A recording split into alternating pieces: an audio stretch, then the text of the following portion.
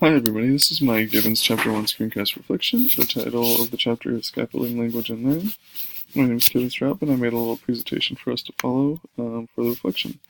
So the beginning of the chapter begins with a introductory story about Jonathan Welch's choir group in 2006, how all the members were either homeless, had drug issues, something negative going on in their life, and a lot of people were skeptical about the possible success. Everybody kind of doubted them and thought that there's no way they could be great. By 2007, more than 6,000 people attended their performance at the iconic Sydney Opera House, and at the end of the performance, they had a standing ovation. To make a little connection with us as teachers, it just shows that we need to see our EL students and students with disabilities not as people with special needs or disadvantages, but as people with given the right path of education, the right resources, that they can become tremendously active and successful people and students. To continue, they talk about language and context. To give a little brief summary of this, they just show the difference between the context of language, how difference between like with someone talking to you at a party, like you and your friend talking to a party, versus like interviewing for a job. Like the difference is between how you're using the language, using it differently with different explicit words and context. Like you're not going to talk to your friend at a party the same way you're going to talk to someone that you're trying to get a job from.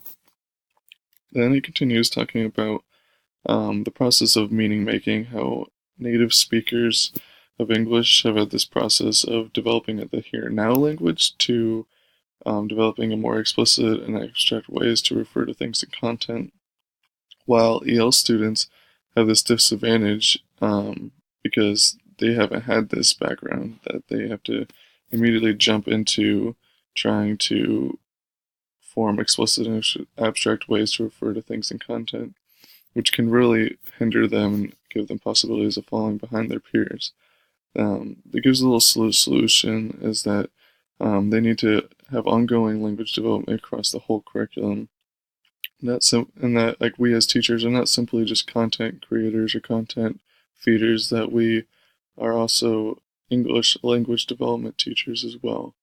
That everyone in every subject needs to develop language for everybody in their classroom.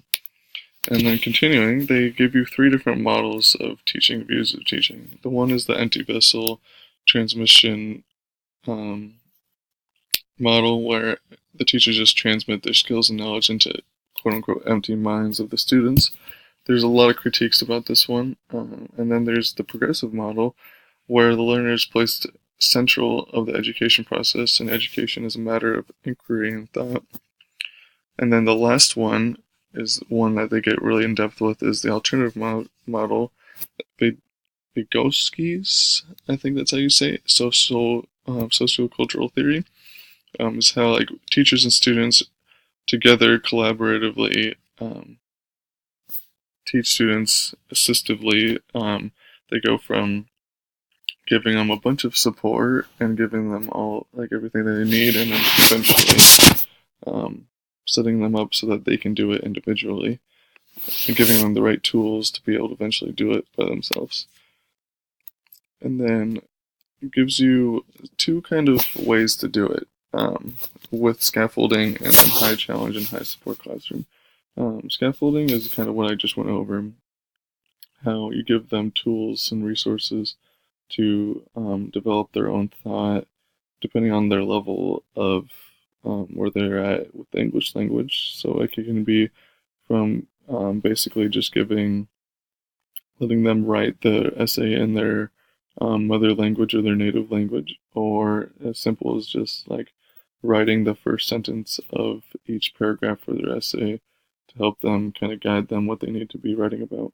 And then the last is the high challenge and high support classroom, that we need to challenge all of our students, no matter what they are in their process of learning, and give them each individual the high level of support that they need. So, for example, like individualized scaffolding, giving each student a certain level of support that they need to be successful. Each student is going to be different, but um, individualizing their needs is super important.